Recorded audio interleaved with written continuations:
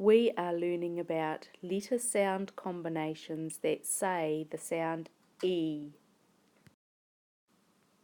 When you hear the long vowel sound E, that's when the letter E says its name in a word. It can be written in one of four ways. It might be that it's written with two E's together. It could be written with an E and an A together. Or it might be written just with the letter E.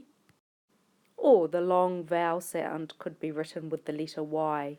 Let's have a look at some examples. The long vowel E sound might be written with two E's, like in the word be, see,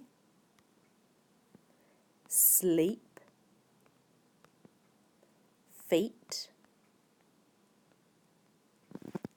keep, and weep.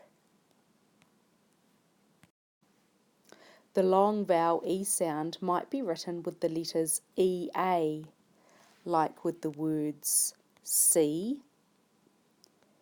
peach, tea, cream,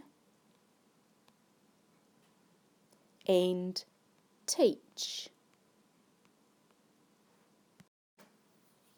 The long vowel E sound might be written just with the letter E, like with the words he, be, we, she, and me. Or the long vowel E sound might be written with the letter Y. This is usually when you hear the E sound at the end of a word, like with the words happy, only, ugly, and body.